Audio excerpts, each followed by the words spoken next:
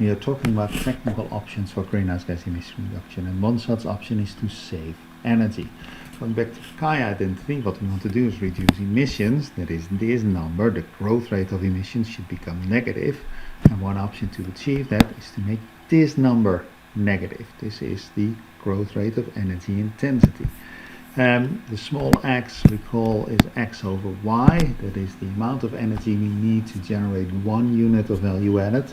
And if we use less energy to make the same amount of economic output, then we become more energy efficient. And then, as a consequence, we emit less greenhouse gases.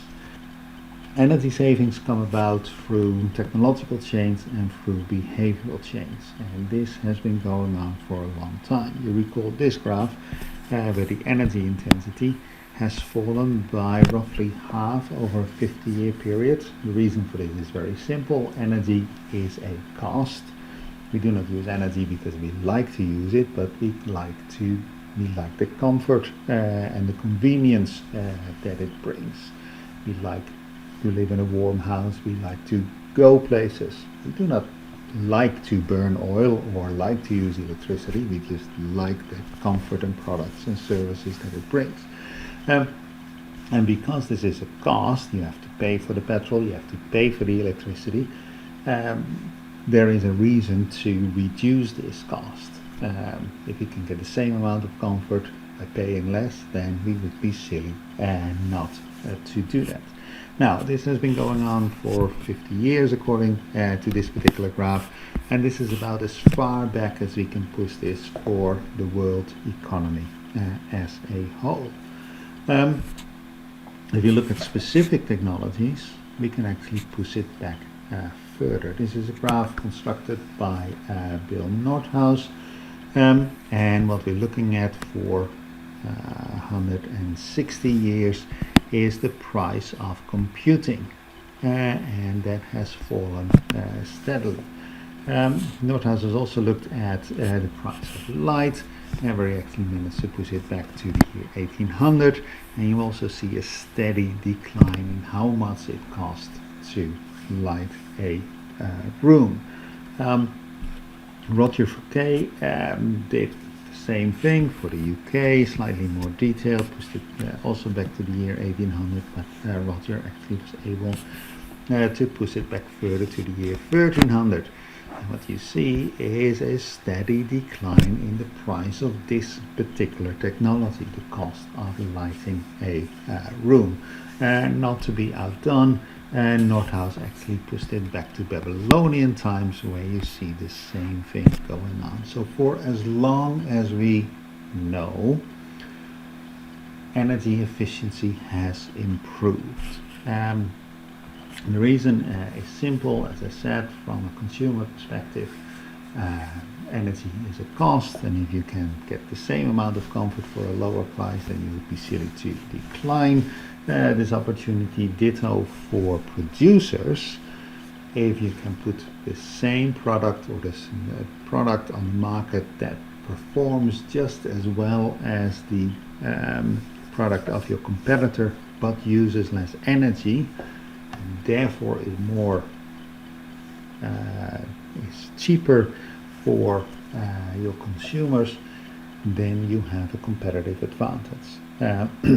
If you can choose between two fridges, both are white, both have a contents of 30 liters, say it's a pretty small one, but one takes a lot of electricity to run, the other takes half as much electricity to run, and then the second one is simply cheaper. If they come at the same price and they are otherwise identical, then you would go for the cheaper one.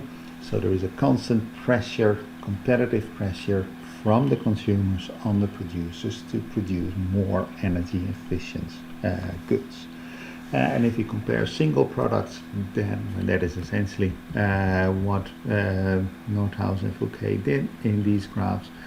You see a steady decline in the energy intensity, a steady improvement in energy efficiency. That is not the end of the story, because these technological advances can be used for other things as well. What you're looking at here is the fuel economy of cars that are sold into the US market. And we're in the US, so the unit is miles per gallon. Here we have time. And what you see is in the 70s, in the second half of the 70s, cars got more fuel efficient. That is, you could drive further with a tank of gas. But then for a 20-year period, the trend was basically flat, which suggested what I just told you is a load of bollocks. But that is not the case if you look a little bit deeper, because what happened at the same time is that the weight of cars increased. Cars in the US have gotten very, very big. We see some of that on the UK roads, but nothing compared to the cars that you see in the US. And because the car is so much heavier, you also see a steady increase in the horsepower of the power of the engines that pull these cars. And this is actually quite remarkable. What we've seen in the US for a 20-year period is, they use this 30-year period, sorry, it's 1980 to 2010, a basically flat energy intensity, fuel efficiency, miles per gallon, how far does your car drive on a tank of gasoline. But at the same time, we see that those same cars have gotten much, much heavier and much bigger and much, much more powerful. So this is a remarkable feat of engineering, that you propel an ever larger weight at the same efficiency. So the implication here is that yes, also in the US, car engines have gotten much more efficient, but the gain in efficiency has not been used to reduce fuel use, but instead has been used to increase comfort or perceived comfort. Just bigger and bigger cars, where more and more people and more of their luggage can be put in. People feel safer and safer because they drive bigger cars. It's actually not true. Bigger cars are not necessarily safer, but then again, if everybody around you drives a very big car, then you do feel safer if you drive a big one as well. Yeah. But the point here is that the technological advance, this is actually quite remarkable, has not been used to reduce fuel use, but has been used to increase comfort. So yes, there is technological progress going on, but it may not necessarily be used to the advantage of the environment. A lot of energy is also wasted, and that on the one hand provides an opportunity to save energy, and on the other hand highlights some of the real problems that we have in policy programs to actually bring this about. Now, if you ask an engineer, then they will say that 30% of energy serves no useful purpose. So these are lights left on in the bathroom, or if people want to make a single cup of tea, they boil a full kettle of water. And if you start counting all these things up, then a lot of energy doesn't seem to serve any useful purpose. If there's nobody in the bathroom, the light doesn't help anybody. The question then is this true? And engineers basically give the answer to of 30% to anything. They say 30% of anything is wasted. So that is not a hard and fast number. But a more interesting question, the more important question is, how can you change people's behavior? And that is actually difficult, because this is based on habits, and habits are hard to change. If people have been leaving the light on wherever they go, leaving doors open, leaving windows open, that is difficult to change. Most of the audience lives in apartments, in shared flats with other students, and it may actually be awkward or costly to change that. You may live with an energy Nazi who goes around telling you to turn off the lights and put less water in the kettle if you're making a cup of tea, but that can actually be awkward and costly and may strain relationships. So that is difficult, and definitely there is no easy way to change this. There's been a lot of evaluations of government programs to reduce this, where the government tries to get you to be more responsible in your energy use by putting ads on the telly or ads on the internet or ads in magazines telling you to really care about these things. Ex-post evaluations of these of these programs suggest that this has very little effect. There is a deeper issue here as well, and that is the so-called principal-agent problem. One day we're going to walk on campus again, and if you walk on campus in winter after 5 o'clock, what you will notice is that there's a lot of lights on in lecture halls, even though nobody is teaching there and there's nobody else in the room either. And that is a pure waste of energy. Now, the reason for this is that the lecturer is responsible for turning off the lights when he or she leaves the classroom. But the lecturer does not pay the electricity bill. That's the vice chancellor or the president of the university pays the electricity bill. So even though it is a small effort for the lecturer to just stick out his or her hand to turn off the lights, there's actually no benefit for this, because the lecturer doesn't pay the electricity bill. Now this is a relatively technically a simple problem to solve. Essentially what you need to do is shift the energy bill from the principal, you need to shift the energy bill from the university to the individual lecturer, right? The problem here is that the principal, the one who pays the bills, is not the same as the agent, the one who controls the resource.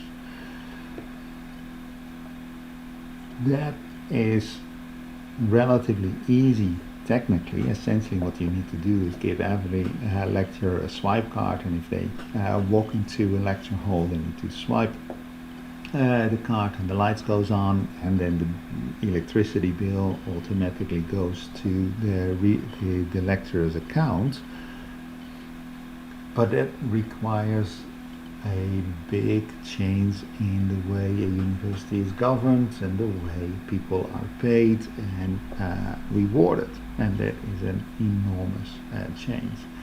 Now, this is not something that would be costly to change. It does not bring a lot of benefit, but we see similar principal agent problems pop up in the rental market for houses and flats and apartments.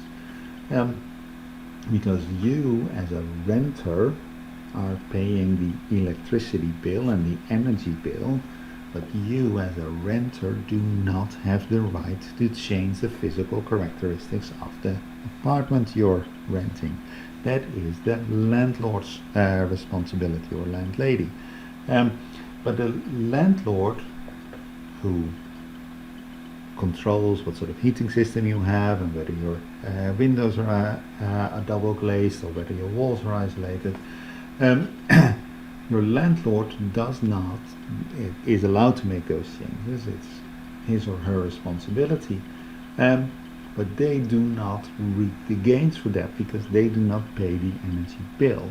And unfortunately, the information about the energy efficiency of a particular flat is not properly translated into the price you pay for the flat, the rent you pay. So from the landlord's perspective, there's no real incentive to put in insulation, because that does not mean that he or she can charge higher rents. From your perspective, from the renter's perspective, there is the incentive to put in insulation, but you are not allowed to do so, because that is what the rental contract stipulates.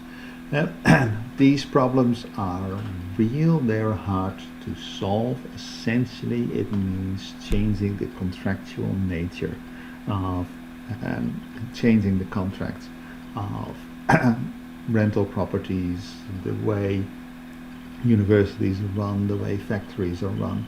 You actually need to change labor contracts and so on and so forth. So these problems are relatively easy to recognize, but just as difficult to solve.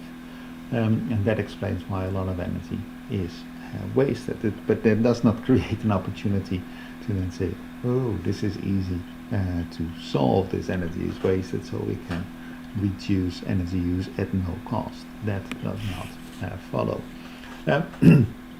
The final thing you can do to save energy is to reduce the demand for energy services. As Al Gore famously said, instead of putting on turning on the heat, you need to put on a sweater, and that would definitely save energy and therefore reduce greenhouse gas emissions. Or instead of going on a holiday, if we are allowed to go on holidays again, going on a holiday to Brighton rather than to Bangkok. That would also save energy, provided that you live somewhere near the UK or in the UK.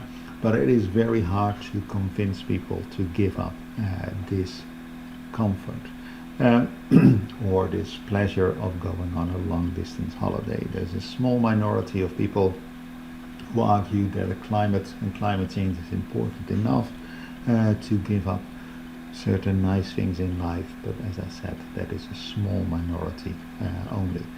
So saving energy has a lot of potential and has done a lot, as you can see from this particular graph. Here it is again. So saving energy is very important, mostly through technological change, but accelerating that trend, and we need to accelerate this trend in order to overcome economic growth and population growth.